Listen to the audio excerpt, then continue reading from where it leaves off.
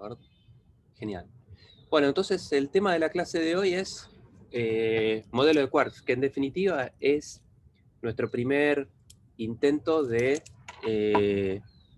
formalizar un poquito lo que estuvimos viendo en particular en las últimas dos clases, pero desde una perspectiva un poco más amplia desde el comienzo del curso. En particular, entonces, veamos qué es lo que vimos en la última clase para ponernos en contexto. Entonces, en la clase pasada hablamos sobre grupos de simetría, ¿no? Hablamos sobre algunas transformaciones que ustedes conocen, por ejemplo, una rotación, una traslación espacial, una traslación temporal o un cambio de fase. Y vimos que, bueno, ustedes conocen que hay muchos sistemas que ante esas transformaciones quedan invariantes, y entonces a esa situación la llamamos una transformación de simetría. Una transformación de simetría es un cambio que uno le hace a un sistema que lo deja invariante. Y vimos que hay grupos de transformaciones y definimos que es un grupo como un conjunto de transformaciones que satisfacen ciertas propiedades que discutimos la clase pasada. Y una vez que establecimos qué es un grupo de simetría, discutimos un poquito cómo es que se los representan. Entonces vimos que hay infinitas representaciones de grupos, que en general estas transformaciones o las transformaciones que nos interesan a nosotros en física se pueden representar de manera matricial, y que las representaciones de estas transformaciones pueden ser distintas, pero en particular hay una representación que es la de dimensión más chica, y a esa la llamamos representación fundamental.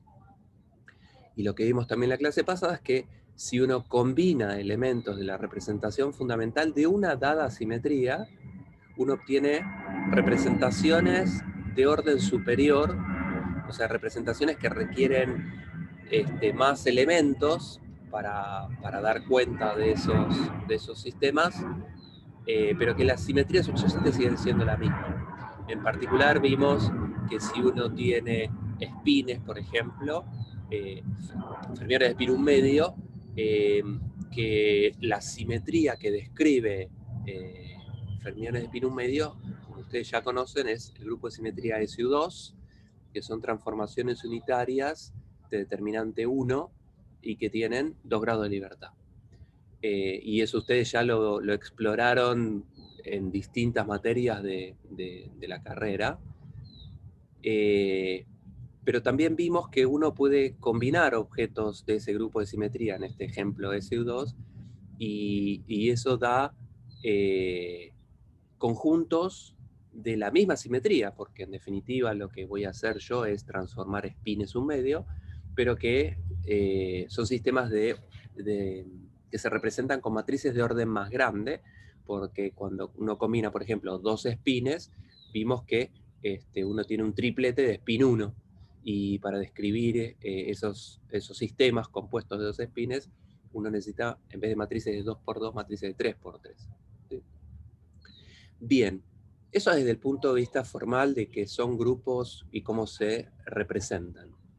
En lo que tiene que ver con un poquito más con la física, de lo que estábamos viendo, nosotros habíamos asignado, o vimos que uno puede asignarle al protón y al neutrón distintos estados de una nueva variable dinámica que llamamos isospin.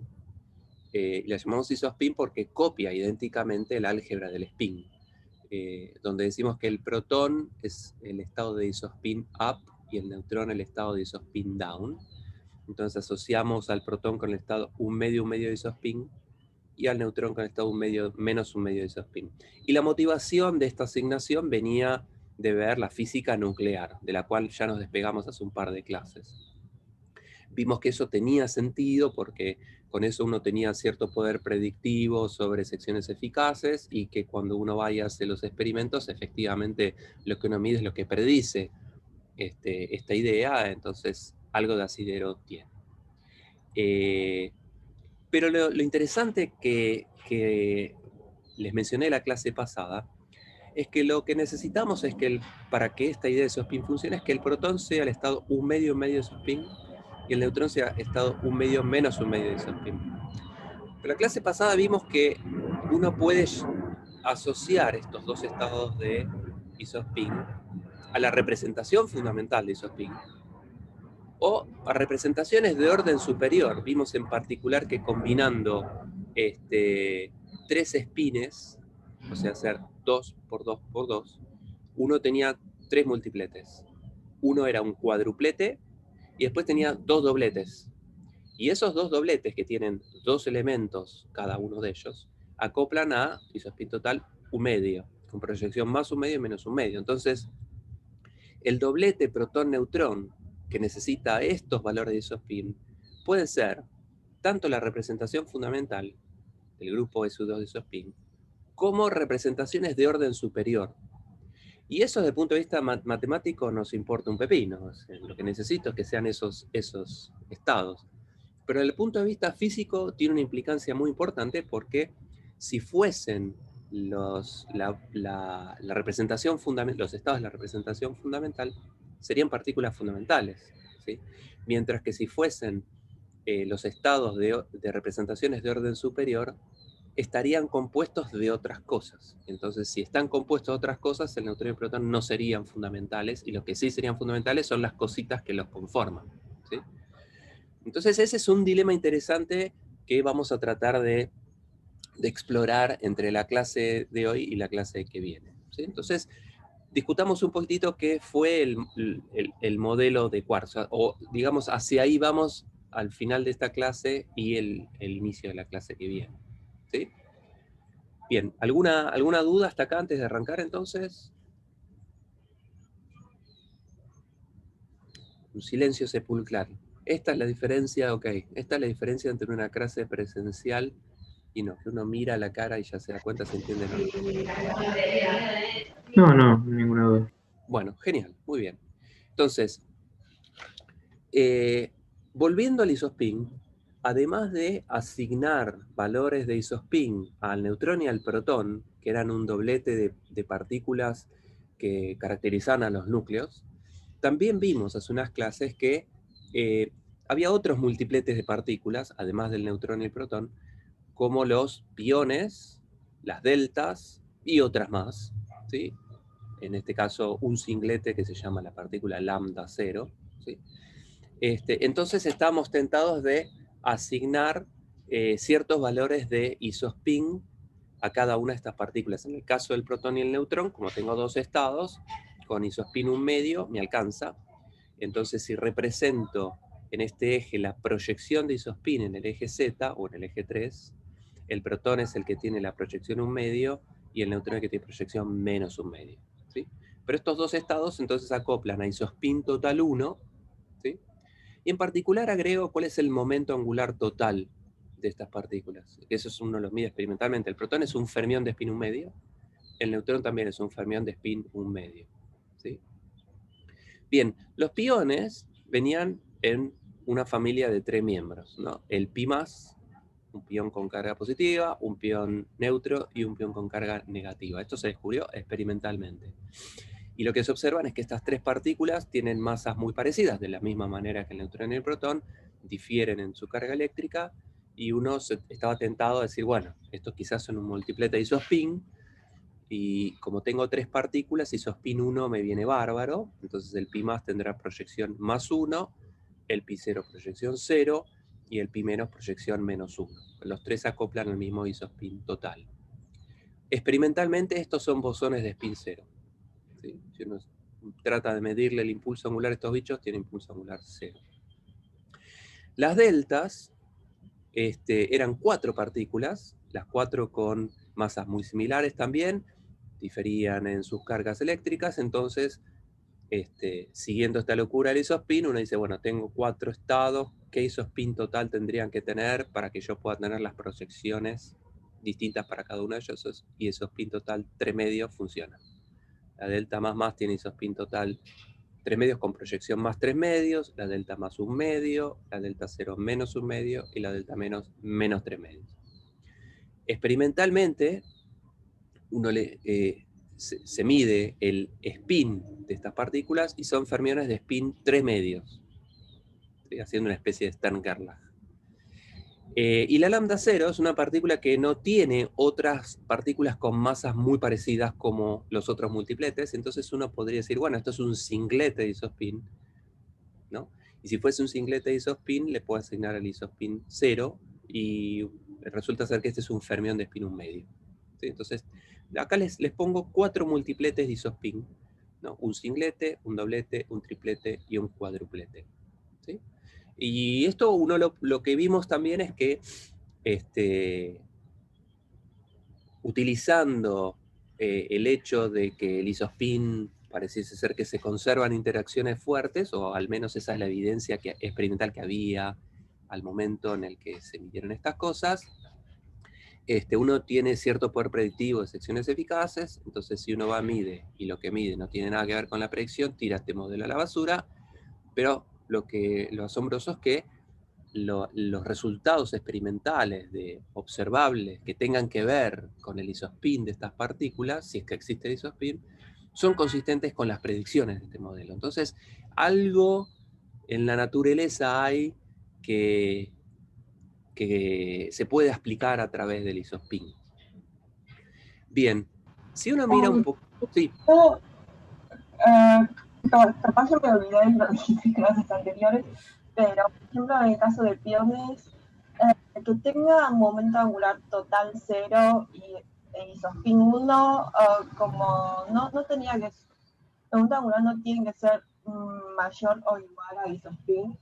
No. El isospin, el momento angular tiene contribuciones del momento angular orbital y del spin, ¿no? El momento angular intrínseco.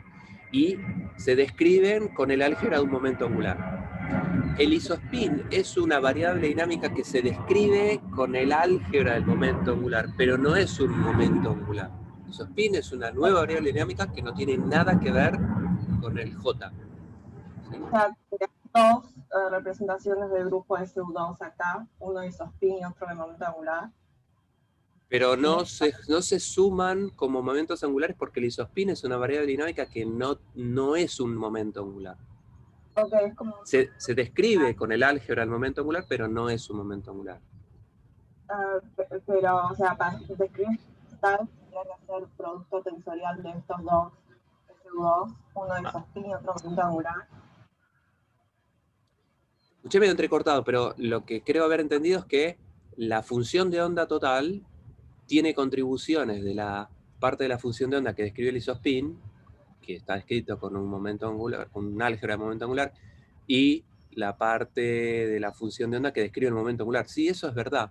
Y el producto de todas las contribuciones a la función de onda tiene que dar la simetría de la partícula de la que estemos hablando. Y de eso vamos a hablar más la clase que viene en particular. Por ejemplo, discúlpame, en este caso concreto los piones son bosones, mientras que el neutrón, el protón y las deltas son fermiones. Y bueno, y la delta 0 también es un fermión. Claro.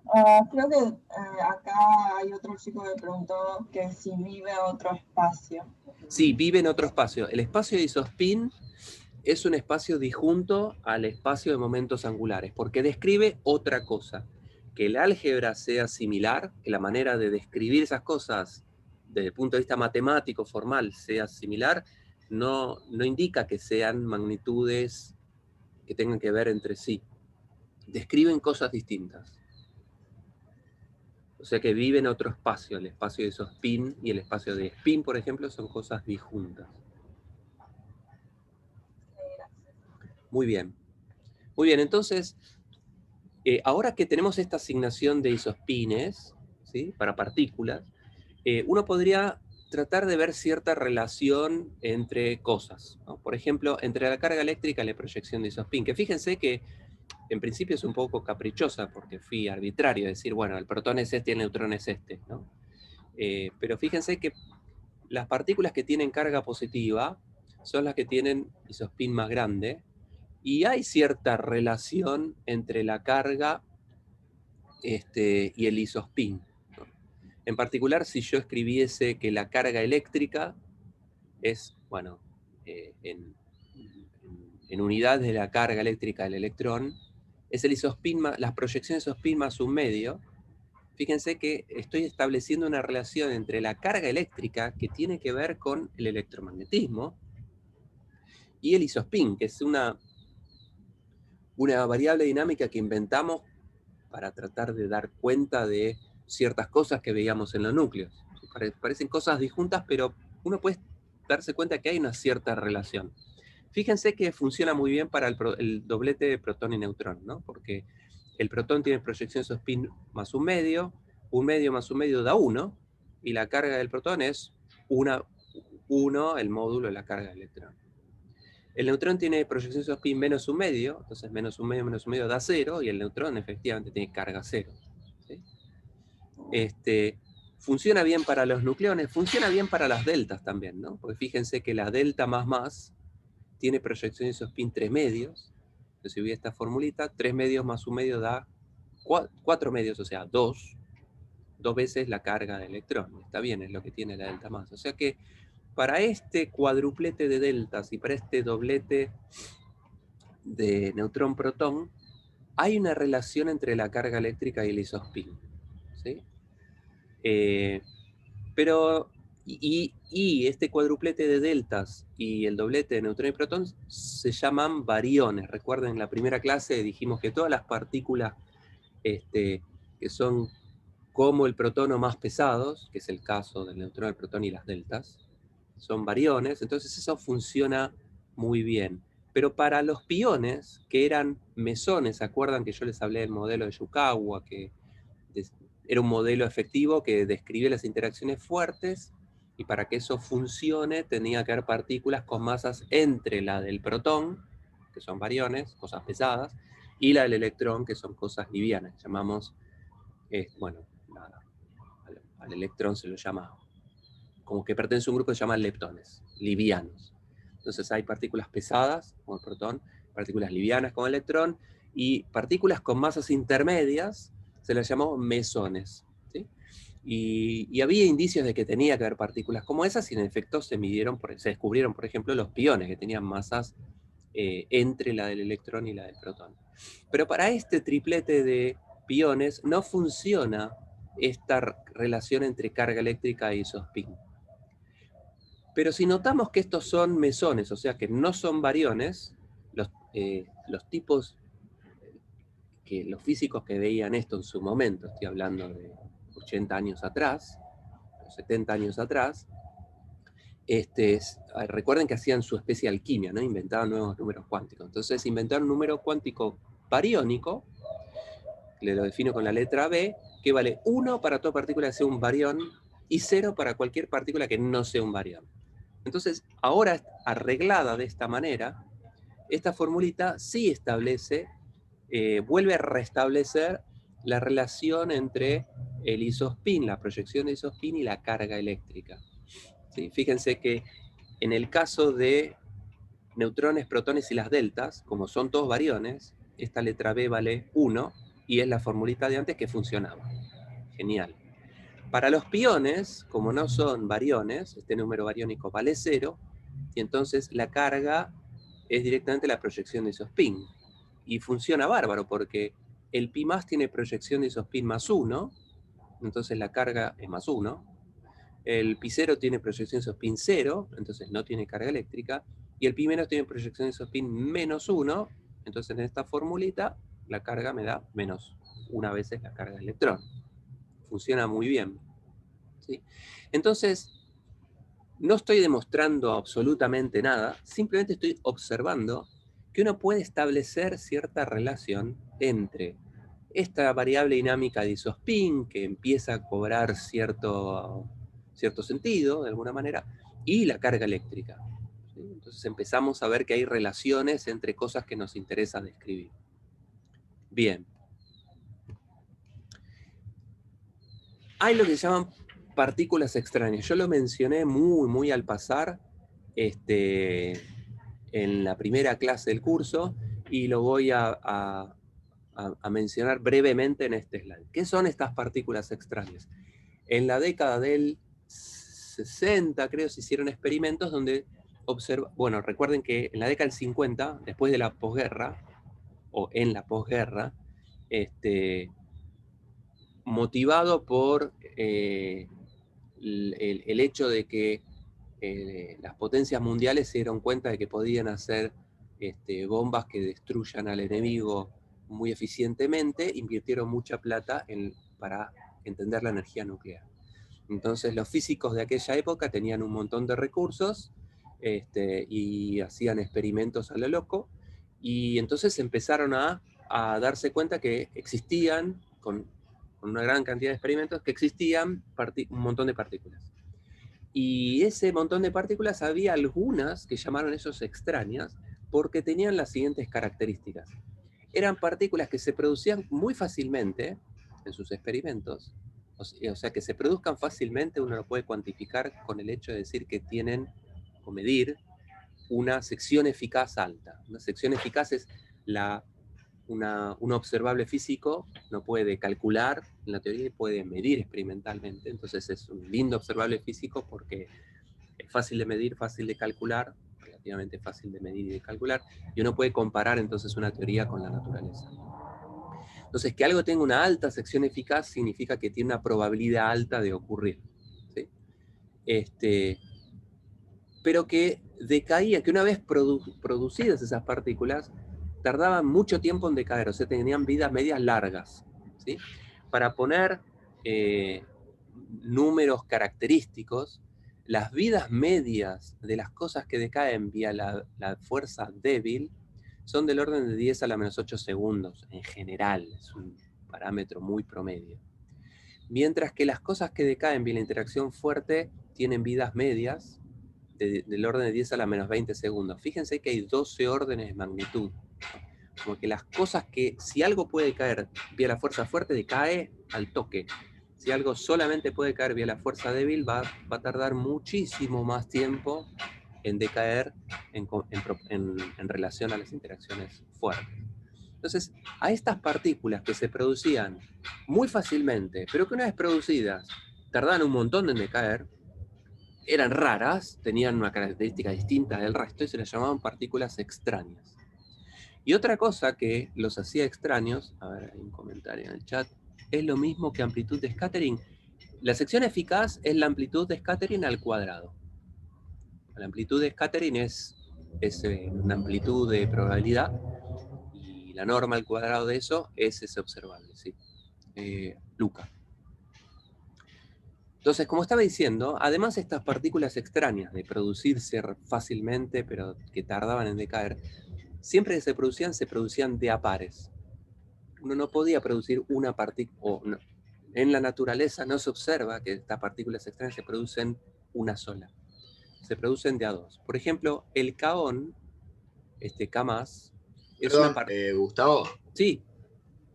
Porque no sé si hay algún error en la diapositiva o yo entendí cualquier cosa, pero las partículas estas que eran extrañas, ¿tardan mucho o tardan poco en decaer? Porque ahí se decaen en tiempos cortos, pero dijiste largos, ¿no? Decaen en tiempos característicos.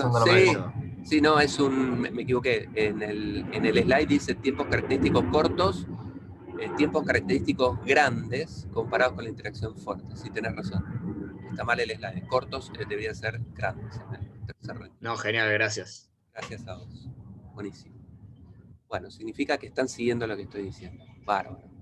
Entonces, por ejemplo, los piones y los protones no son partículas extrañas, son partículas que se producen fácilmente y el pión que decae fácilmente. El protón, yo les había dicho que tiene vida media infinita, y al protón lo vamos a ir domesticando con el correr del curso. Es un bicho extraño. Bueno, un bicho particular, no extraño. Entonces, el kaón, el K+, y esta sigma menos, son de estas partículas extrañas. Estas partículas se producen fácilmente, pero que tardan mucho en decaer. El kaón y la sigma menos, por ejemplo, se producen de a pares. O sea, no es que puedo producir un kaón solo sin otra partícula extraña. Como por ejemplo, el caso de que, bueno, si tengo un pi menos con un protón, esto podría darme un pi más y una sigma menos. Fíjense que la única partícula extraña de esta reacción es esta sigma. Pues el pión y el protón dije que no eran extrañas. Y esto en la naturaleza no se observa. Desde el punto de vista de la carga eléctrica y de la masa y demás, esto podría perfectamente ocurrir, pero no se observa en la naturaleza. Y esa es esta observación empírica que les estoy diciendo, de que las partículas extrañas se producen de a pares, ¿sí? Y en reacciones de la fuerza fuerte, ¿sí? Una vez producidas estas partículas extrañas, por ejemplo el K+, el sigma menos o el lambda cero, que es una partícula extraña, decaen de la interacción débil y violan esta extrañeza. Es como que las partículas extrañas yo podría asignarles un nuevo número cuántico que dé cuenta de esta extrañeza. O sea, me estoy metiendo en la mente de una persona de un físico hace 70 años, que como no tenía las herramientas que vamos a ir desarrollando en este curso, para tratar de entender este tipo de cosas, lo que hacen es inventar números cuánticos y leyes de conservación. Entonces, si hay partículas extrañas, lo que propusieron en aquel momento es decir, bueno, inventemos un número cuántico que dé cuenta de esta extrañeza, ¿no? Entonces, bueno, lo que se ve es que la extrañeza se conserva en las interacciones fuertes, pues se producen de a pares. Inicialmente la extrañeza es cero, en el estado final la extrañeza también es cero, pero este tiene extrañeza y este tiene menos extrañeza. Entonces se conserva la extrañeza y uno explica por qué se producen de a pares. En esta reacción, esta de la derecha, por ejemplo, inicialmente no hay extrañeza, el protón y el pión no tienen extrañeza, y en el estado final tengo la extrañeza de la sigma, y entonces es como que no se conservó la extrañeza acá, y quizás esa es la explicación de por qué este proceso no ocurre en la naturaleza. Me pareciese ser que la fuerza fuerte conserva la extrañeza, que es un nuevo número cuántico que uno le asigna a las partículas, pero que la extrañeza se viola en los decaimientos débiles. La delta cero es una partícula extraña, ¿sí? O sea, tiene extrañeza, y decae, se observa que decae en piones y protones. Pero ni el protón ni el pión tienen extrañeza, entonces acá se violó la extrañeza, y este es un decaimiento débil. O sea, la sección eficaz de estos procesos es consistente con estos tiempos característicos de interacción débil. Entonces esto empantana bastante el panorama, ¿no? Porque uno tiene partículas extrañas, muy bien puesto el nombre, son raras, ¿no? Tienen estas características que acabamos de discutir, y para tratar de entender por qué la naturaleza se comporta como se comporta con estas partículas, uno puede inventar un nuevo número cuántico de extrañeza que se conserva en interacciones fuertes y no se conserva en interacciones débiles. Todo esto bastante alquimia, ¿no? Cosa de, parece magia, ¿no? Más adelante en el curso vamos a ver que hay una explicación fuerte, subyacente, que explica todo esto, ¿sí? Pero sigamos en la mente de un tipo de hace varios años. A ver, hay otra consulta. Ahora tenemos una explicación de por qué se viola la extrañeza, o la explicación sigue siendo la fuerza de... No, en la segunda mitad del curso, cuando tengamos el lagrangiano de modelo estándar, va a quedar claro por qué es que esto ocurre en la naturaleza. Faltan un par de meses para que lleguemos ahí. ¿Puede ser por K vivo? No, no tiene que ver con K vivo. Lo vamos a ver más adelante el porqué.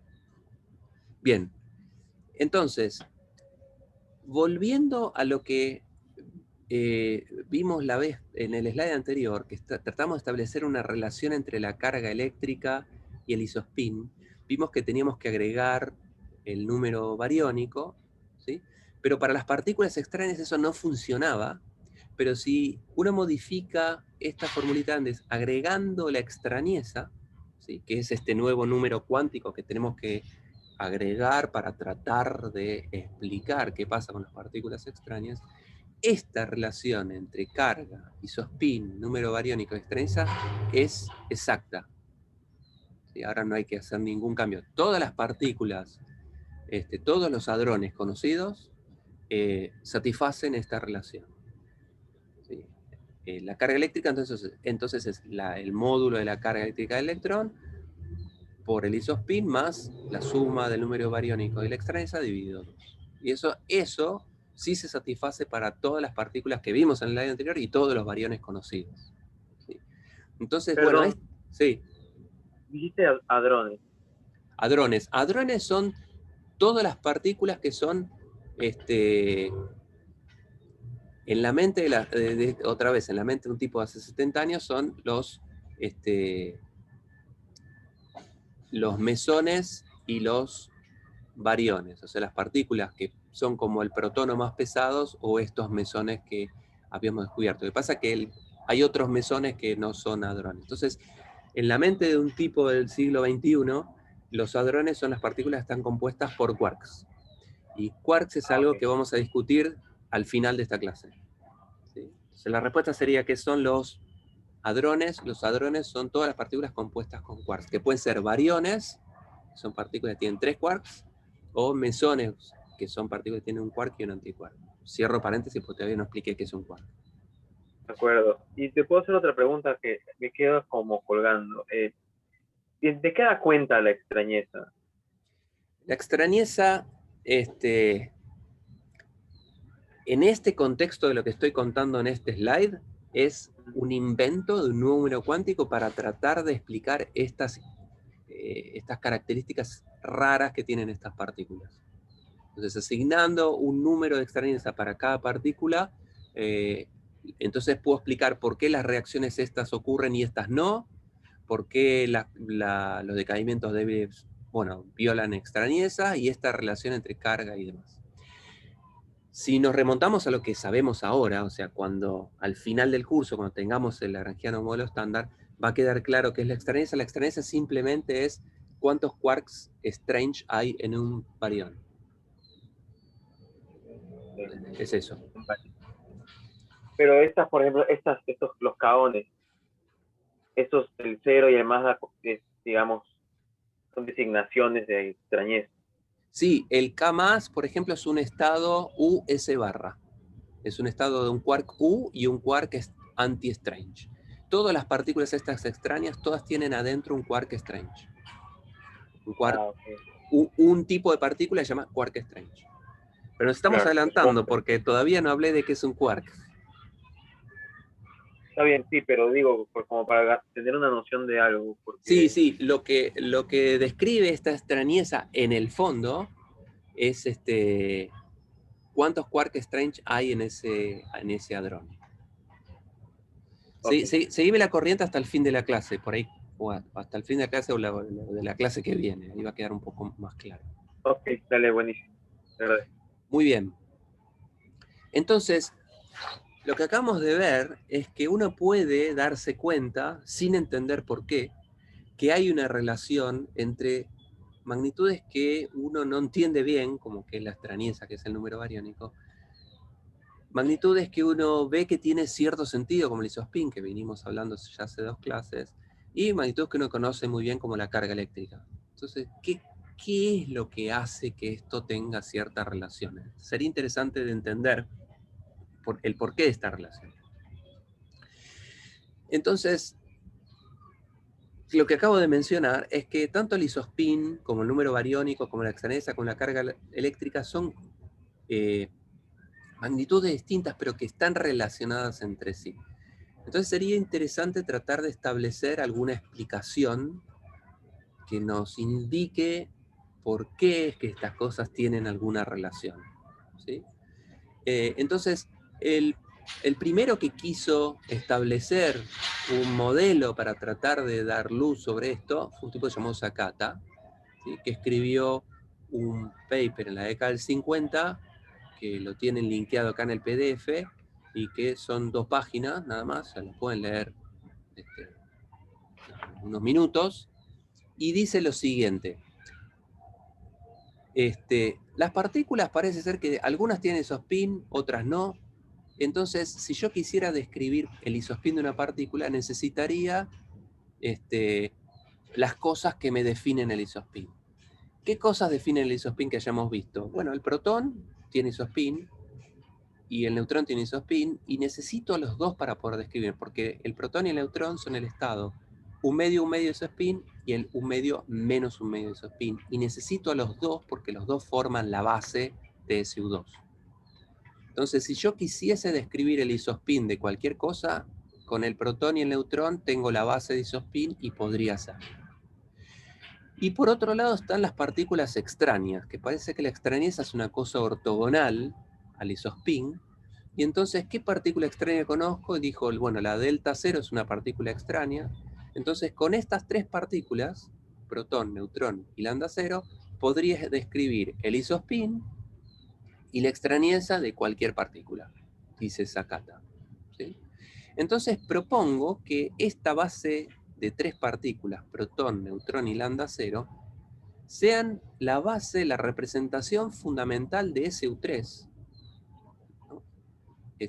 Recuerden que SU3 tenía tres elementos en su representación fundamental, y voy a decir, bueno, el protón es uno de esos elementos, el neutrón es otro, y la delta cero es el otro. Y recuerden que en ese U3, la clase pasada vimos que uno puede representar las cosas pictóricamente, ¿no? Entonces yo podría decir que el neutrón y el protón describen el isospin. Entonces, si este es el eje de la proyección de isospin, este eje horizontal, entonces el protón es el estado que tiene proyección más un medio isospin, y el neutrón es el estado que tiene proyección menos un medio isospin. ¿Sí? Y como no tiene extrañeza, después pongo la extrañeza como un eje ortogonal a esto, es una cosa que no tiene nada que ver con el isospin, y lo pongo en el valor de extrañeza cero. O sea, el protón es una partícula que tiene isospin un medio y extrañeza cero. El neutrón es un elemento de esta base de SU3 que tiene isospin un medio menos un medio y extrañeza cero.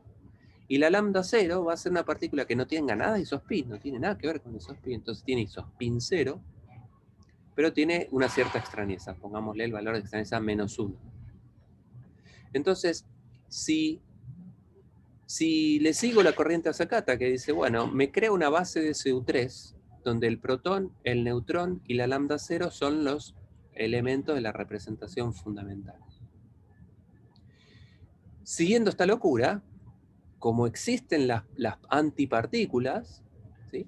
Entonces yo podría hacerme el análogo de esta base de partículas y quisiera ver cuál es la base de antipartículas. Entonces recuerden que la relación entre una partícula y antipartícula es que sus números cuánticos son completamente opuestos. O sea, si el protón es una partícula con proyección de isospin más un medio, el antiprotón tendrá que ser una partícula con proyección de isospin menos un medio. Lo mismo con el neutrón. Si el neutrón tiene isospin menos un medio, el antineutrón tendrá isospin más un medio. Entonces, si yo los grafico en el eje de isospin, el neutrón tendrá que estar, el antineutrón tendría que estar acá, y el antiprotón tendría que estar acá. Y lo mismo con la lambda cero. Si la lambda cero tiene extrañeza menos 1, la anti-lambda cero tendrá extrañeza más 1. Entonces, este es el dibujito de mis tres partículas de la base de SU3 que propone este tipo Sakata, y esta es mi base de antipartículas. Hasta ahora es todo un delirio, pero lo que propone Sakata es lo siguiente. Dice, bueno, voy a explicar todos los mesones diciendo que son una suma de una partícula, o sea, o neutrón, o protón, o lambda cero, con una antipartícula, un antiprotón, un antineutrón, un antilambda cero. ¿Sí? Entonces, dice, todos los mesones vienen de combinar uno de estos tres con uno de estos tres. Entonces, sigamos el siguiente dibujito. Voy a poner este triangulito, neutrón, protón, lambda cero, lo pongo acá en el medio, en el dibujo de la derecha. Tengo el neutrón, protón y lambda cero. Me paro en cualquiera de estos tres, protón, neutrón, lambda cero. Por ejemplo, me paro en el protón. Y centrado en el protón voy a poner el triangulito de las antipartículas. ¿Sí? Entonces, centrado en el protón pongo un triangulito donde en cada extremo esté la antipartícula que corresponde. Fíjense que en este triangulito acá tengo la antilambda cero, porque es la que está arriba en ese triangulito. En este extremo es el antineutrón, entonces acá tendré que tener un antineutrón. Y en este extremo tendré que tener el antiprotón. Bueno, no lo escribí explícitamente, pero acá es antiprotón. Entonces, este puntito que está acá tiene al protón y al anti-lambda cero. Este puntito que está acá tiene al protón y al antineutrón. Y este que está acá tendrá que tener al protón y al antiprotón. ¿Sí? Entonces, combinando al protón con cualquiera de estas tres, tengo tres estados, ¿sí? Que son estos, P antilambda 0, P antineutrón y P antiprotón, que son esos tres estados. Y ahora repito lo mismo, me paro en el neutrón. Centrado en el neutrón, pongo el triangulito de las antipartículas. Entonces, cada vértice va a tener al neutrón y la partícula que está en el vértice. Neutrón y antilambda 0. Antilambda 0. Neutrón y antiprotón, neutrón y antineutrón. ¿Sí? Ahora me paro en el lambda 0 y hago lo mismo. Centrado en lambda 0, pongo el triangulito de antipartículas y en cada vértice tendré entonces lambda 0 y lo que hay en el vértice. Entonces acá tendré lambda 0 antineutrón, lambda 0 antiprotón y acá en el medio lambda 0 antilambda 0. ¿Se entiende esta locura? No pido que entiendan el porqué de nada, sino la idea de la construcción.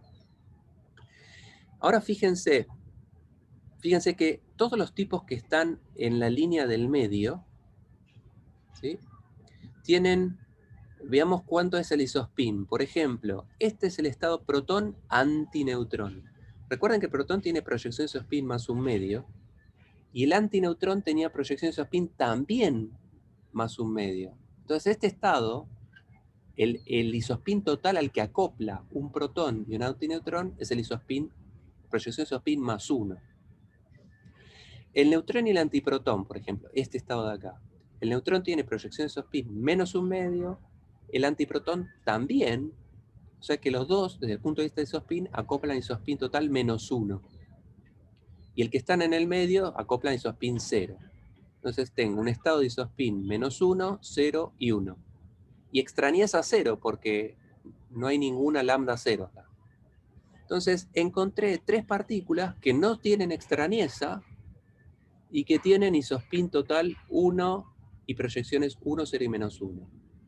¿Y quiénes serían los candidatos? ¿Quiénes son las partículas que ya hemos visto en slides anteriores que tienen esos números cuánticos, que no tienen extrañeza y que tienen isospin 1, 0 y menos 1? Eran los piones. Los piones son partículas que no tienen extrañeza y que tienen esos números cuánticos. Isospin total 1 con proyección 1, 0 y menos 1. Entonces lo que hizo Sakata con esta locura fue generar estados cuyos números cuánticos se corresponden con partículas que ya conozco. Entonces lo que dice Sakata, y bueno, lo mismo ocurre con los otros estados, pero no me meto en más detalle porque este modelo está mal. Ahora vamos a ver por qué. Pero la idea fue útil para otra gente. Entonces, lo que propone Sakata es decir, bueno, voy a considerar que todas las partículas conocidas, por ejemplo los piones, en realidad no son fundamentales, sino que son una mezcla de otras cosas que sí son fundamentales, que son los elementos de la base de SU3 que este tipo Sakata está proponiendo, ¿no? Que propone una base de protón, neutrón y lambda 0 para describir el isospin y la extrañeza. Y mezcla partícula y antipartícula y llega a esta forma que tiene este hexágono, donde cada vértice es un estado con ciertos números cuánticos de isospin y de extrañeza, y que son estados con valores de isospin y extrañeza de partículas que ya conozco. Entonces fue un poco jugado, pero Sakata dijo, estos son los tres piones, el pi 0, el pi más, el pi 0 y el pi menos. ¿Sí? El problema es que este modelo tiene muchos problemas. El primero que uno podría decir es que si el pión es un estado que tiene un protón y un antineutrón, la masa del protón y la masa del antineutrón son muy parecidas, que son más o menos del orden de 1000 megaelectronvolts. Entonces la masa de este pión debería ser 2000 megaelectronvolts, pero la masa del pión es 150 megaelectronvolts. O sea, la masa está para el culo, ¿no? Este modelo predice masas de partículas que no tienen ningún sentido con la naturaleza, y por eso es que esto fue tirado a la basura. Pero alguien le publicó esto a Sakata, o sea, alguien vio que había algo interesante acá. Entonces, ¿qué hay de interesante en este modelo? La idea de que todas las partículas, Sakata quiso proponer que todos los bariones, muchas de las partículas conocidas, no son fundamentales, sino que son mezcla de alguna base, de alguna representación fundamental, que combinándolas me den estados con números cuánticos que se correspondan con las partículas que uno observa. Y esa idea vale la pena digerirla un poquito. Que este modelo en particular no funcione, entre otras cosas porque predice masas que no tienen nada que ver con la realidad, bueno, eso es lo que tira al tacho de la basura este modelo. Pero la idea conceptual es interesante. Tan interesante que una década después, un tipo que se llamó Gell-Mann propone otro paper, también de 2 páginas, ¿no? Y estas 2 páginas le dieron el Nobel a Gell-Mann por esta idea, que en realidad lo que hace es agarrar la idea de Sakata, pero darle una vuelta de tuerca. Entonces, ¿qué tenía de bueno el modelo de Sakata? Una, la idea de composición, de que hay piones, delta cero, sigma más, caones, hay un sinnúmero de partículas y es como medio difícil de tragar que la naturaleza tenga tantas partículas fundamentales, tantos bloquecitos con los que uno construye el universo. Uno pensaría que eso deberían ser pocos ladrillitos. Entonces, la idea de decir que todas las partículas, que esa gran cantidad de partículas conocidas en realidad no son fundamentales, sino que están hechas de otras, que están compuestas de otras cosas que sí son fundamentales, es una idea interesante de explorar. Y eso es algo que aportó Sakata, ¿no? La idea de que las partículas están compuestas de otras cosas. Otra cosa interesante de Sakata es que él propuso el grupo de simetría SU3, ¿no? Que propone una base de 3 partículas, 2 para que den cuenta del isospin y una para que dé cuenta de la extrañeza. Quizá la pifió con la elección, protón, neutrón y lambda cero. Pero la idea de SU3 era interesante también. Y la otra idea interesante es que cuando uno combina en el modelo de Sakata una partícula y antipartícula, eso me da un multiplete. En el caso anterior, nos dio esta forma geométrica que tiene cierto número de partículas, con números cuánticos que, bueno, fíjense que acá tengo un multiplete de cosas de isospin 1. Entonces, esta idea de composición con SU3 da multipletes de partículas con ciertos números cuánticos. Entonces, lo que hizo Gell-Mann en el año 1964 es proponer un modelo que llamó el modelo de quarks, donde él lo que dice es: propongo, dijo Gell-Mann, que hay 3 partículas fundamentales, o sea, 3 partículas que son la base de la representación fundamental de SU3, y que no están compuestas de nada, o sea, que ellas en sí mismas no tienen subestructura, ¿sí? Y que son entonces la base del grupo de una simetría de SU3 que, por ponerle un nombre, él le dio no sé si te lo digo Gell-Mann o la gente que lo siguió, vamos a darle a esta base, vamos a llamar la simetría de sabor. Como que los quarks tienen 3 sabores, vienen en 3 tipos. Quark U, D y S. Lo llamo quark up, quark down y quark strange. Le podría haber puesto cualquier nombre, podría haber dicho quark 1, quark 2, quark 3. Pero los nombres son sugerentes por el hecho de que up y down van a querer describir el isospin, y para describir el isospin necesitaba algo que tenga isospin up, como el spin, e isospin down, ¿sí? Y el strange lo llamó esta partícula o este quark que va a dar cuenta de la extrañeza. Entonces, repito, Gell-Mann propone que hay 3 partículas fundamentales que llamó quarks, lo llaman, que vienen en 3 sabores, que son el sabor up, down o strange, ¿sí? Creo que el nombre quark, supuestamente, podría haberlo llamado, no sé, Pedro, podría haberlo dado cualquier nombre, pero creo que el hijo estaba leyendo un libro que se llamaba 3 Quarks for Mr. Merck, y entonces le gustó el nombre que no decía nada, y le trasladó el nombre de un libro que leía el hijo a este modelo. Pero quark no significa nada en sí mismo. Entonces, esto es la base del álgebra SU3, ¿no? Sí, es lo que propone Gell-Mann entonces es que SU3 es el álgebra que vamos a usar, y que la base de la representación fundamental son en los estados up, down y strange. Son los 3 elementos de la representación fundamental de SU3. Y dice algo más. Dice, los bariones, o sea, todas estas partículas que son como el protono más pesados, son mezcla de 3 quarks. O sea que combinando 3 quarks, 1, 2, 3, ¿sí? Donde cada uno de estos quarks puede estar en 3 estados distintos. Puede ser el quark up, down o strange. Por eso pongo 3 y lo multiplico 3 veces porque entonces estoy juntando 3 quarks, ¿no? Y vamos a ver que, bueno, como discutimos la clase que vieron, como les mencioné la clase pasada, perdón, si uno combina objetos de la representación fundamental de un cierto grupo de simetría, uno tiene un montón de estados que se agrupan en multipletes, ¿sí? Entonces, 3 por 3 por 3 es 27. Entonces yo mezclo 3 estados de SU3, tengo 27 posibles combinaciones, ¿sí? Tendré el estado UUU, el UUD y así sucesivamente, 23 combinaciones. Y esas combinaciones acoplan, pertenecen a distintos multipletes donde todos los elementos de ese multiplete tienen la misma simetría. Por ejemplo, simétrico entre permutaciones o antisimétrico o demás. Esos 27 estados que vienen de juntar 3 quarks dan 27 estados que se agrupan en 4 multipletes que vamos a construir explícitamente en la clase que viene, que son un decuplete, ¿no? Un conjunto de 10 estados que tienen la misma simetría, 2 octetes y un singlete, ¿sí? Y esta descomposición la vamos a ver en la clase que viene.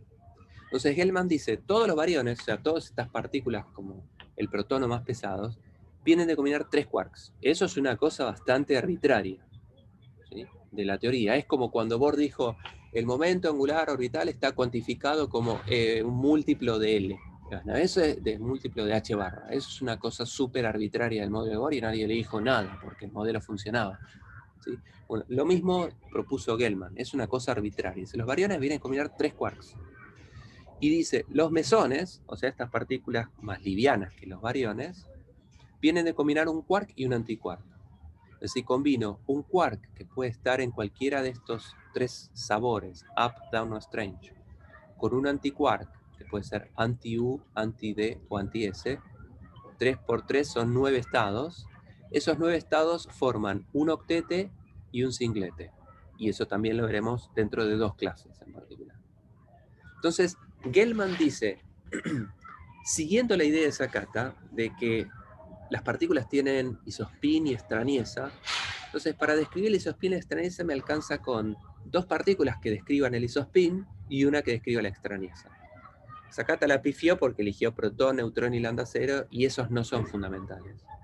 Pero la idea entonces la recogió una década después de Gell-Mann y dice, bueno, yo propongo que existen 3 partículas que sí son fundamentales, los llamo quarks, son el U, el D y el S, y duplico la apuesta, dijo. Los bariones vienen de mezclar 3 quarks, cosa súper arbitraria, hay que entender por qué, y los mesones vienen de juntar un quark y un antiquark.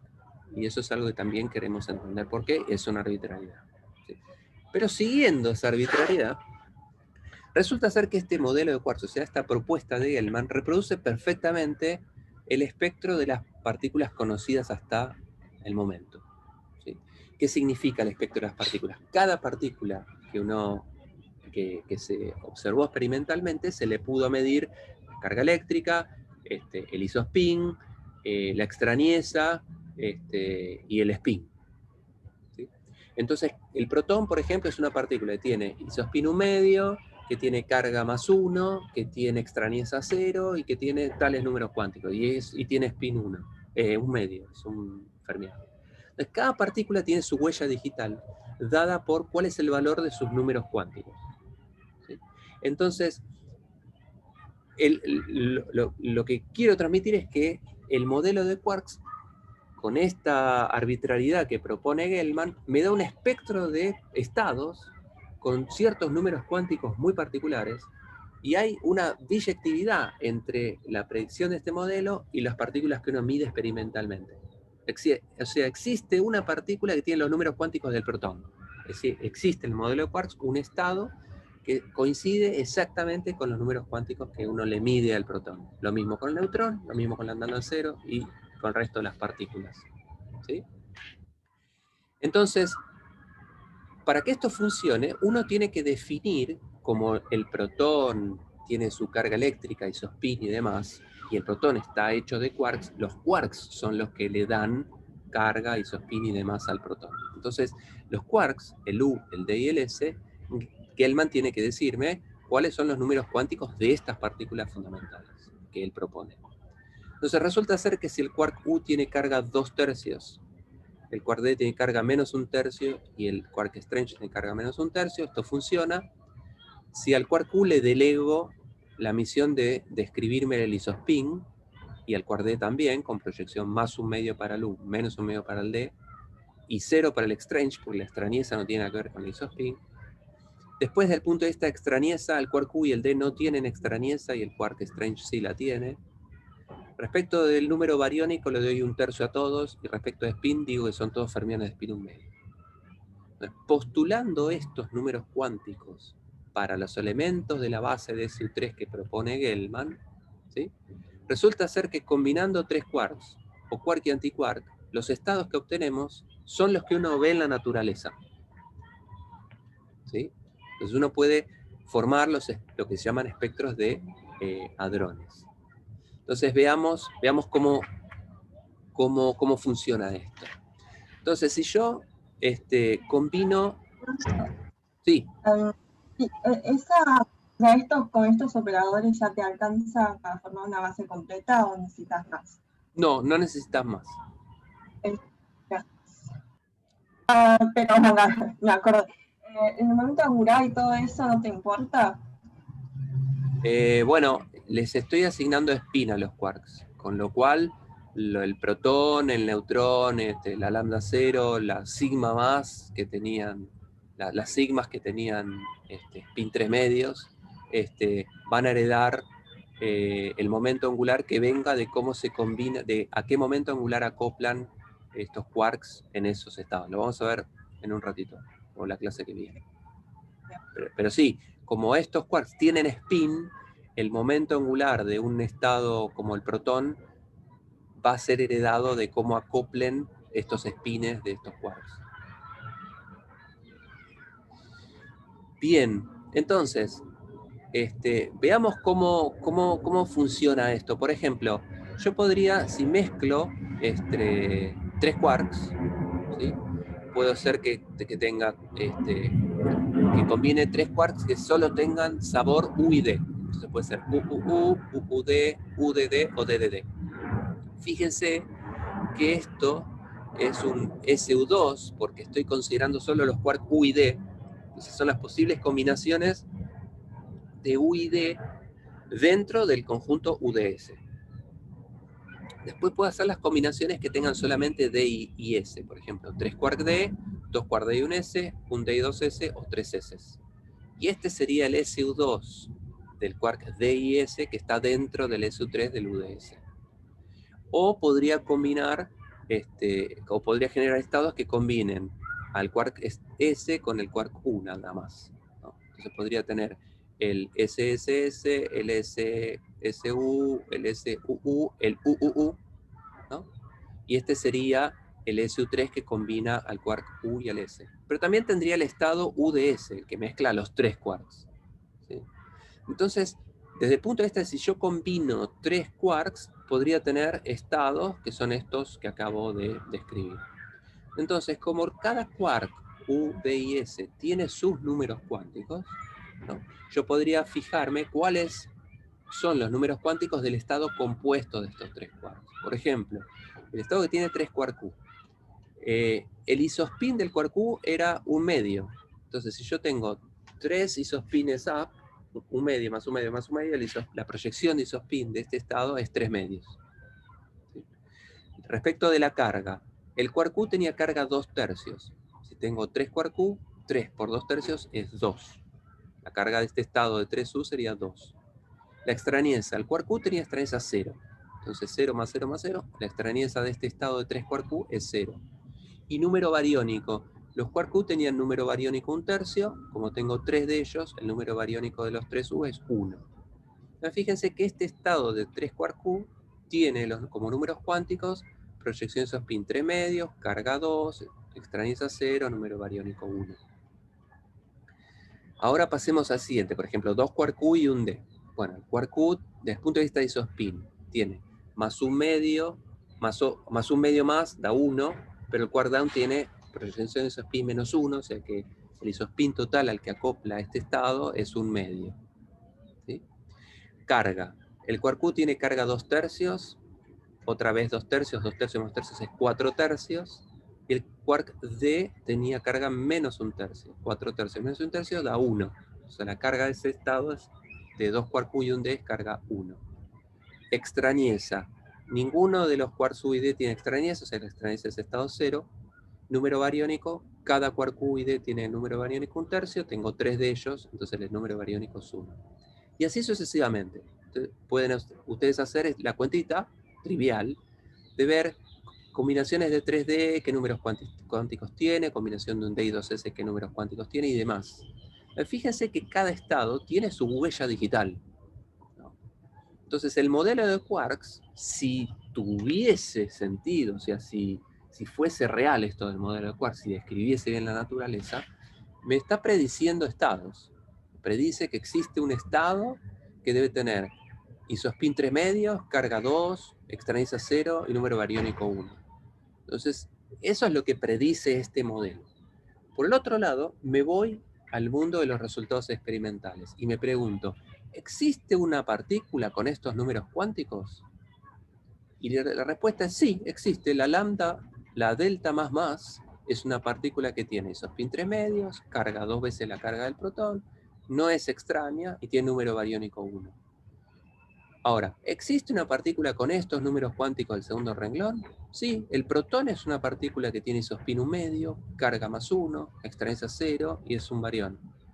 También la delta más, o sea, tengo 2 candidatos para este bicho en particular.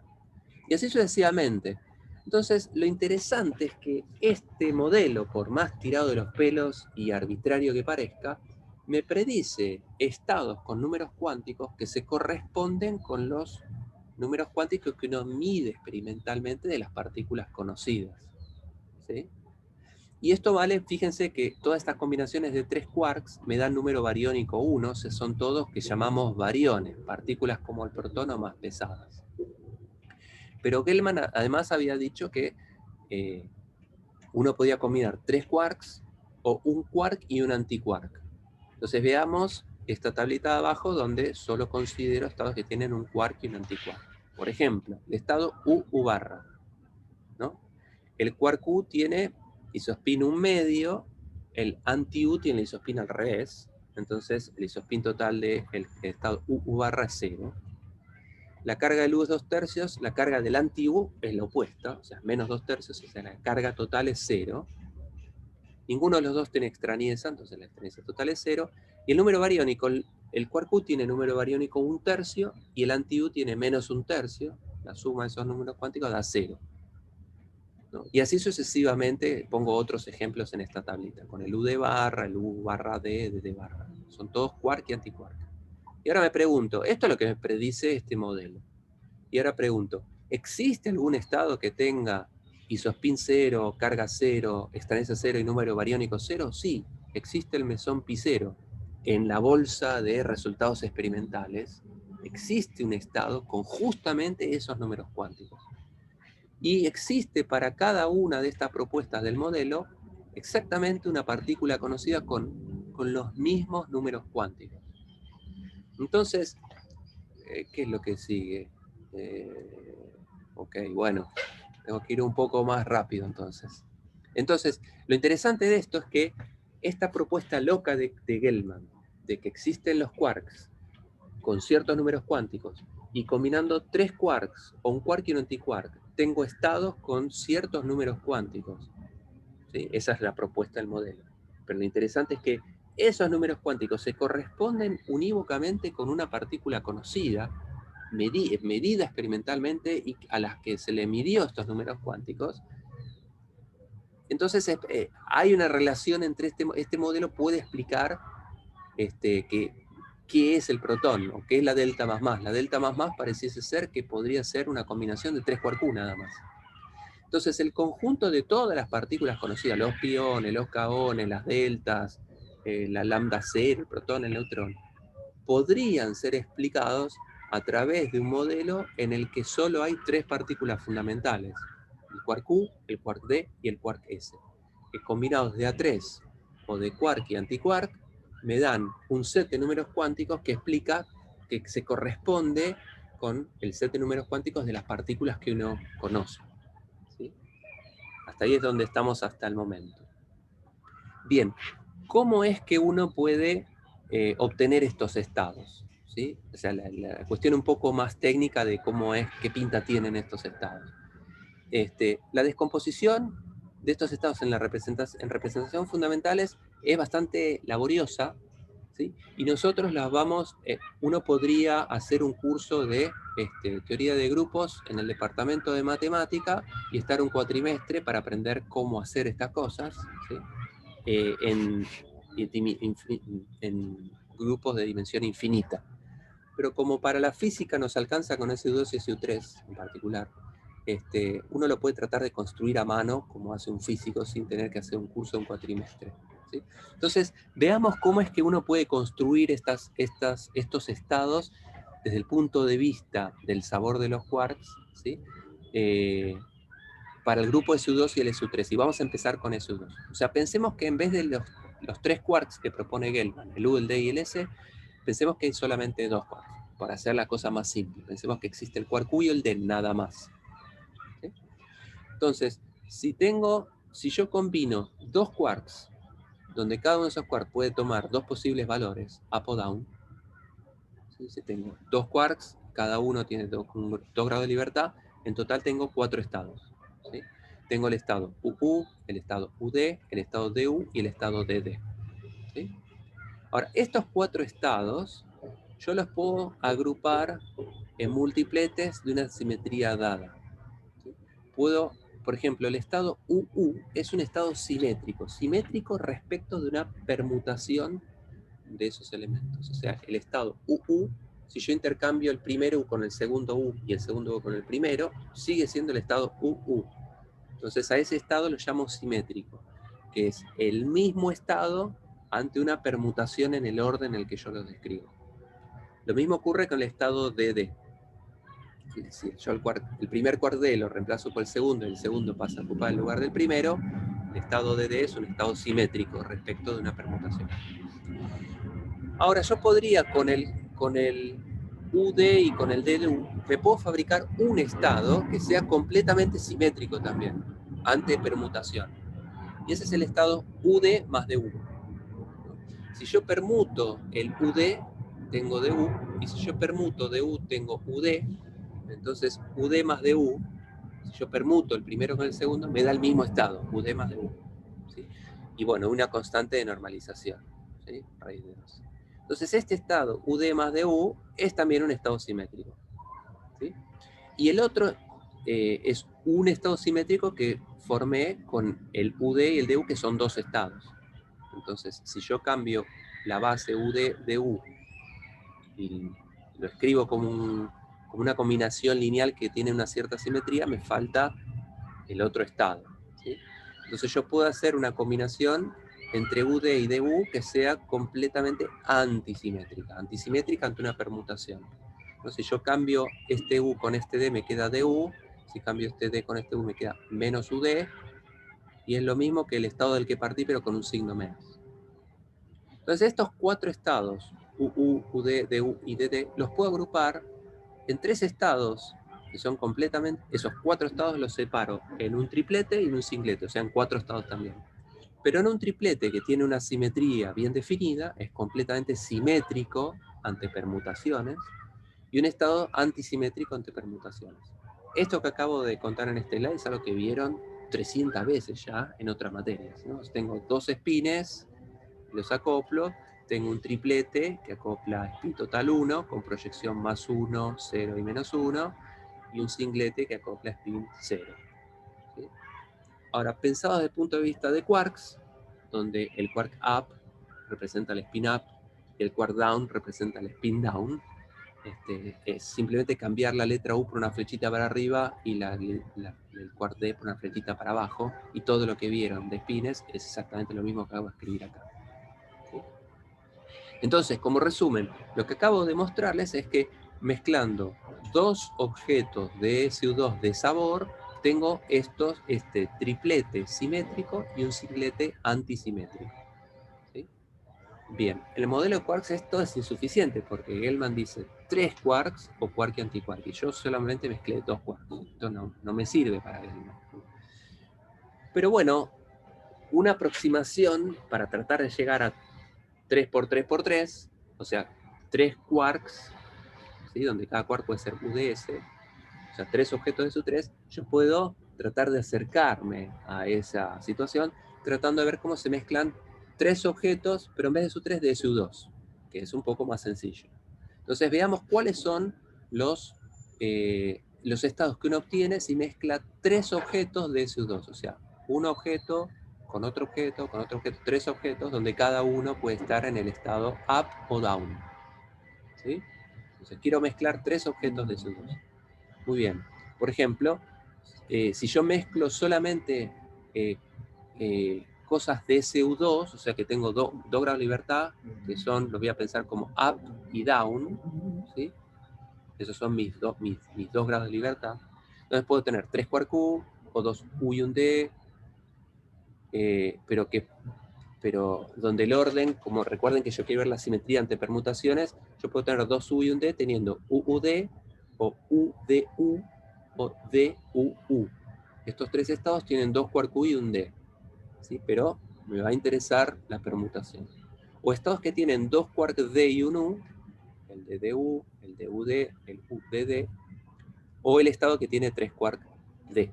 Fíjense que estos son 8 estados, está bien, 2 por 2 por 2, son 2 por 2, 4 por 2, 8, son los 8 estados, ¿sí?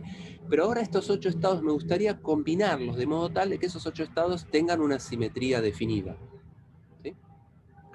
Entonces, el estado UUU claramente es simétrico ante permutaciones. Si yo permuto el primero con el segundo con el tercero, el primero con el tercero, cualquier tipo de permutación me va a seguir dando UUU, es el mismo estado. O sea, este es un estado completamente simétrico. ¿Sí? Lo mismo con el DDD, es un estado simétrico.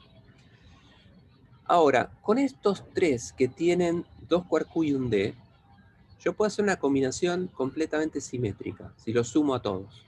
UUU más DU más UDU más DUU. Si yo permuto cualquiera de ellos, si yo permuto, por ejemplo, el segundo con el tercer elemento, este UUD se va a transformar en UDU, que es el que tengo acá, y este UDU se va a transformar en UUD, que es el que tenía antes. Como todos tienen el mismo signo, es una permutación en el orden de esos quarks es simétrica. Entonces, estos 3 estados yo los puedo combinar en un estado que tiene simetría simétrica. Es esta que está acá.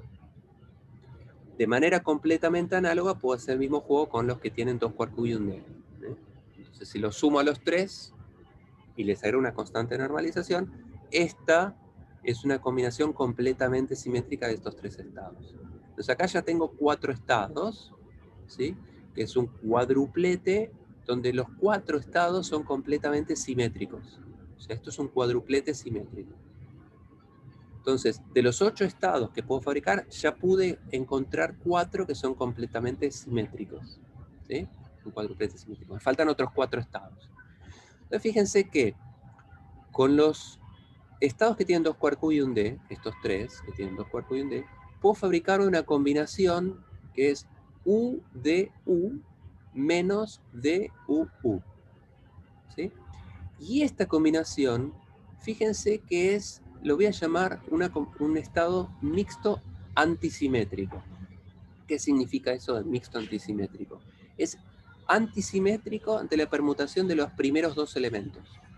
Significa que si yo permuto el primer y segundo elemento entre sí, esa permutación es antisimétrica. ¿No? Si yo cambio el U con el D en este paréntesis, el resultado de eso es cambiar un signo. Es una combinación antisimétrica. Pero que no tiene simetría ante permutación entre el primero y el tercero y el segundo y el tercero. O sea, esta es una combinación de estos tres estados que es antisimétrica ante permutaciones del primer y el segundo cuarto, y que no tiene simetría definida ante permutación del primero con el tercero y el segundo con el tercero. Por eso se llama mixto, es casi antisimétrico. Y de la misma manera puede ser esta combinación que es ortogonal a estas dos, o sea, estos tres estados, ¿sí? Son una base, son ortogonales entre sí, y son los tres estados que puedo formar con 2 quarks y un D. ¿Sí? Y esta es, lo llamo mixto simétrico porque es simétrico ante permutación del primero con el segundo. Fíjense si cambio el primer quark, el U por el D y el D por el U, esto es simétrico, y si cambio los 2 quark U de entrada que hay al principio, sigue siendo simétrico, pero que no es simétrico ante permutación del primero con el tercero y del segundo con el tercero. O sea, es simétrico ante permutación solamente de los primeros 2 quarks. ¿Sí? De manera completamente análoga a lo que hice con los estados que tienen 2 quark U y un D, puedo hacer lo mismo con 2 quark D y un U, exactamente la misma cosa. Entonces, estos 8 estados que puedo formar combinando 3 objetos de SU2 se segmentan en un cuadruplete simétrico, 4 estados que pertenecen a este cuadruplete simétrico, 4 de C. Un doblete, o sea, 2 estados que tienen simetría mixta, antisimétrica, ¿sí? Es antisimétrico, perdón, ante permutación del primero con el segundo, y no tiene simetría definida respecto de otras permutaciones, y un doblete mixto simétrico. Entonces lo que acabamos de ver es, a fuerza bruta, no hice ningún desarrollo formal de esto, encontré cuáles son los 8 estados, combinaciones de 3 objetos de SU2. 3 objetos de SU2 me dan 8 estados, pero esos 8 estados forman un cuadruplete simétrico y 2 dobletes de simetría mixta. ¿Sí? Bien. Recuerden que cuando combinamos 3 objetos de SU2, perdón, me remonto, ¿no? En el modelo de Gell-Mann decía que los variones resultaban mezclar 3 objetos de SU3, ¿no? Y esos 27 estados se segmentaban en un decuplete y otros multipletes. Entonces miremos este decuplete y pensemos que SU3 tiene adentro 3 SU2. Recuerdan que eso lo vimos la clase pasada y medio que lo discutí tácitamente en la clase de hoy. SU3 es un grupo de simetría que tiene adentro 3 SU2 metidos, que comparten elementos pero que están ahí metidos. Entonces, como acabamos de ver cuáles son los 8 estados de combinar 3 objetos de SU2, si ahora yo quisiese ir a un grado de complejidad más grande y ver 3 objetos ahora de SU3, y pensando que en SU3 hay 3 SU2 metidos, ¿sí? Veamos cómo formar ese decuplete. Cuando combino 3 objetos de SU3, uno de los multipletes que obtengo tiene 10 elementos. Veamos cómo podría ocurrir. Entonces, recién vimos que cuando uno mezcla 3 objetos de SU2, tiene un cuadruplete simétrico. Tiene 4 estados simétricos. ¿Sí? Entonces, si ahora en vez de 2x2x2 tengo 3x3x3, yo podría segmentar las cosas y decir, bueno, en 3x3x3 tengo 3 SU2. Entonces, pensemos solamente que considero los estados que tienen quark D y U nada más. Nada más. ¿Sí? Vimos que al mezclar 3 objetos de SU2, o sea, si solo considero que los quarks pueden ser U y D nada más, 2 tipos, al mezclar 3 de esos quarks, tenía un cuadruplete simétrico. O sea, estos 4 estados, ¿sí? Que tienen a los 3 quark U, o los que tienen combinaciones de 2U y un D, o los que tienen combinaciones de 2D y un U, o el que tiene los 3D, que son los 3 estados del slide anterior. Son estos 3, los que tienen 3 quark U, los que tienen combinaciones de 2U y un D, los que tienen combinaciones de 2D y un U, o los que tienen 3D. ¿Sí? Entonces, estos 4 estados son los que vienen de combinar 3 objetos del SU2 de D y U. Por otro lado, yo podría considerar los 4 estados que vienen de combinar 3 objetos de SU2 Pero ahora, en vez de considerar el quark U y el D, considero solamente el quark U y el S. ¿Sí? El U y el S. Entonces tendré el estado que tiene 3 quark U, el que tiene 2 quark U y un S, el que tiene un quark U y 2 S, el que tiene 3 quark S. Este es el cuadruplete simétrico de SU2 del slide anterior, donde simplemente cambié la letra S por la letra D, simplemente una letra nada más. Este es el cuadruplete simétrico de combinar 3 objetos de SU2, donde el SU2 se refiere al quark U y al S nada más.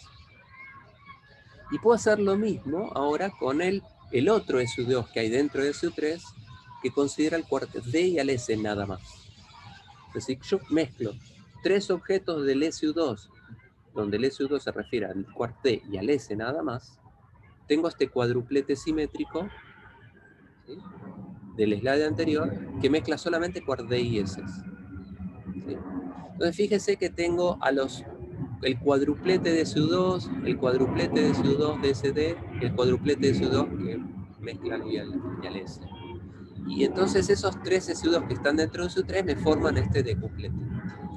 En el medio pongo el estado que no tiene, que tiene quark U, D y S, ¿no?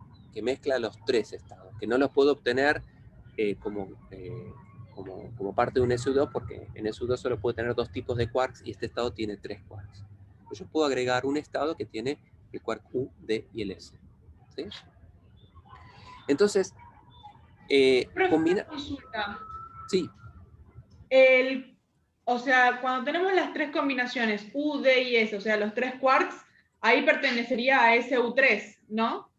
Sí. Todos estos son estados de SU3. Lo que pasa es que los fui construyendo a lo bestia, agarrando las cosas que son de SU2, de DU, y me da esta línea de acá arriba.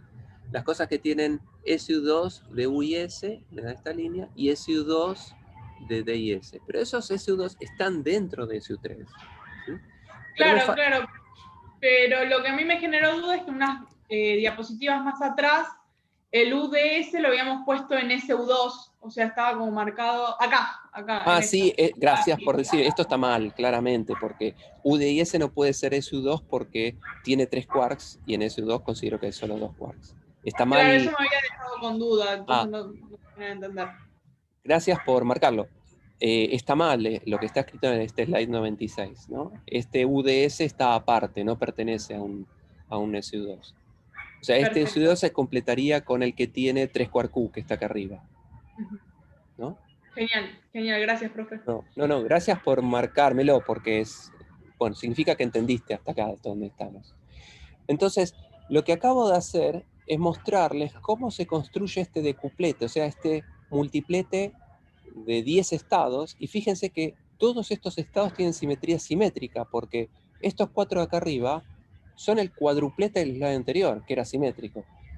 Estos 4 que están en este lado del triángulo, lo mismo, son el cuadruplete simétrico, y estos 4 también, y me puedo fabricar un estado simétrico de U, D y S, una combinación de U, D y S. Entonces, estos 10 estados tienen simetría simétrica, o sea que este decuplete, que viene de combinar 3 objetos de SU3, de esos 27 estados, 10 son este decuplete, que son todos simétricos. ¿Sí? Y que ya los construimos, porque son estos estados, y eventualmente cambiar la letra D y la U por una S. ¿No? Esos van a ser todos estos estados. Por ejemplo, este estado que está acá, la delta más. La delta más tiene 2 quark U y un D, y es simétrico, o sea que la delta más es este estado del slide anterior. ¿Sí? Si quisiese ver, por ejemplo, la sigma más, tiene 2 quark U y un S, pero es del cuadruplete simétrico. Entonces voy al cuadruplete simétrico que tenga 2 quark U y un S. Entonces es reemplazar la letra D por la S, y es este estado de acá. UUS, USU más SU sobre raíz de 3. Ese sería el estado sigma más. ¿Sí? Bien, esto es lo que predice este modelo de quarks. Lo interesante es que existe una partícula que tiene los números cuánticos de este estado, que provee el modelo de quarks, y existe en la naturaleza una partícula con esos números cuánticos que es la sigma menos. Lo mismo con la xi menos, lo mismo con el omega menos. Existe una partícula que tiene extrañeza -3. Se descubrió experimentalmente esa partícula. Y el modelo de Quarks predice que tiene que existir esa partícula. Y no otra con extrañeza -4. Y tampoco fue observada. O sea que hay una relación entre la predicción de este modelo de Quarks y las partículas conocidas que uno midió experimentalmente. Un detalle interesante es que estas 10 partículas que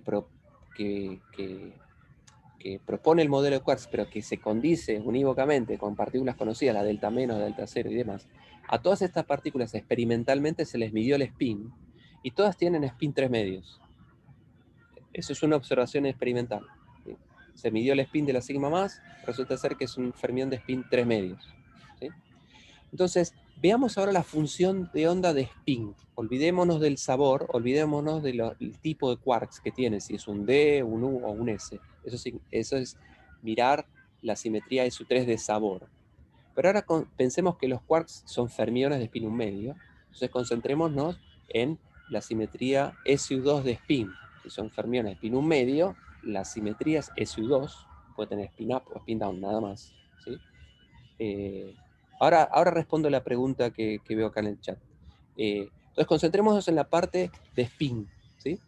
Entonces, si lo que digo es que experimentalmente todas estas partículas tienen spin 3 medios, ¿sí? La función de onda de spin va a ser simétrica o antisimétrica.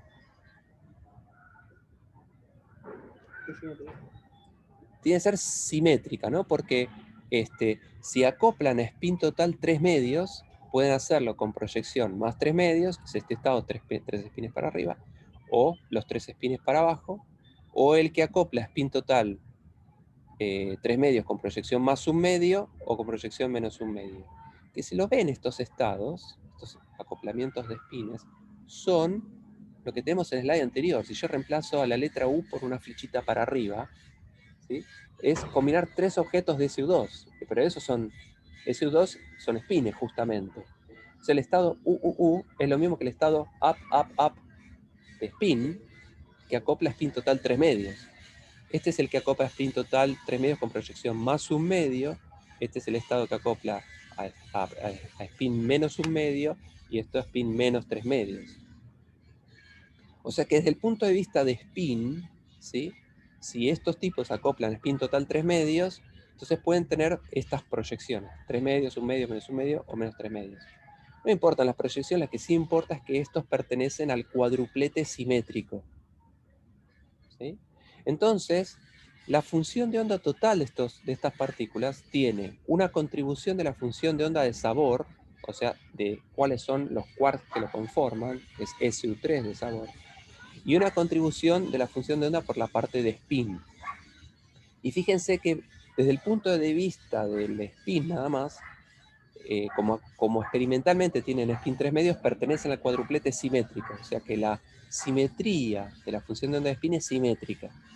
Pero por otro lado, los objetos del decuplete acabamos de ver que son simétricos, porque estos tipos los construimos a partir de los cuadrupletes simétricos. Todos estos son estados simétricos de sabor.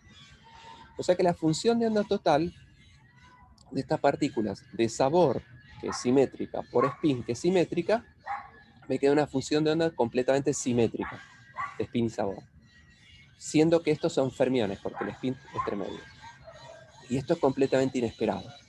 O sea, tengo fermiones, o sea, partículas que tienen que tener una función de onda completamente antisimétrica, pero la función de onda de sabor por spin es simétrica. Y esto se lo dejo picando como una cosa que uno tiene que tenemos que explicar, que tenemos que entender. Hay algo que acá que nos está faltando, o que está mal, o que nos está faltando.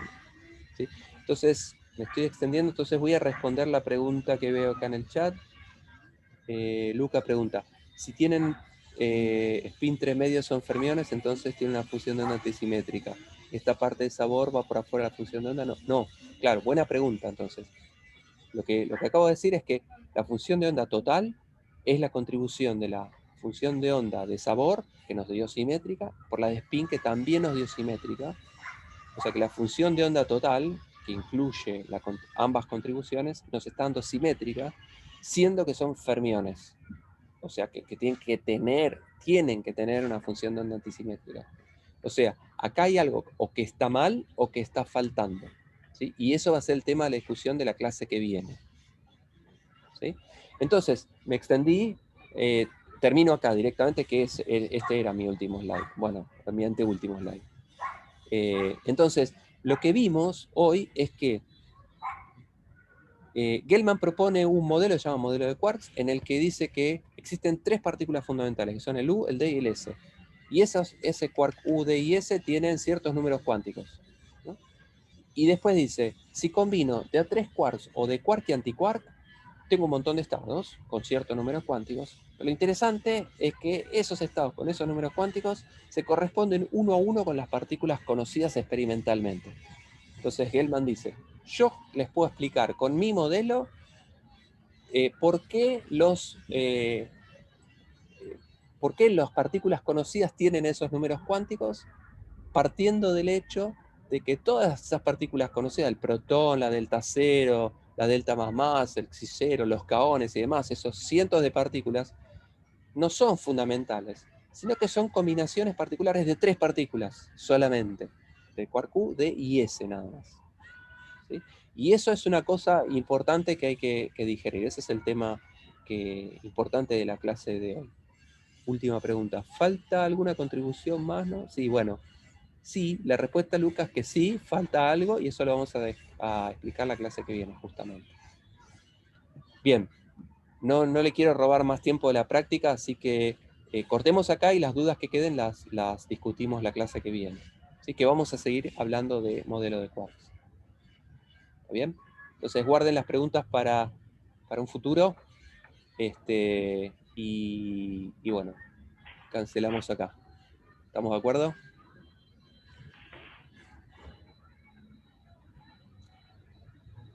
Bueno, le paso la posta a los chicos de la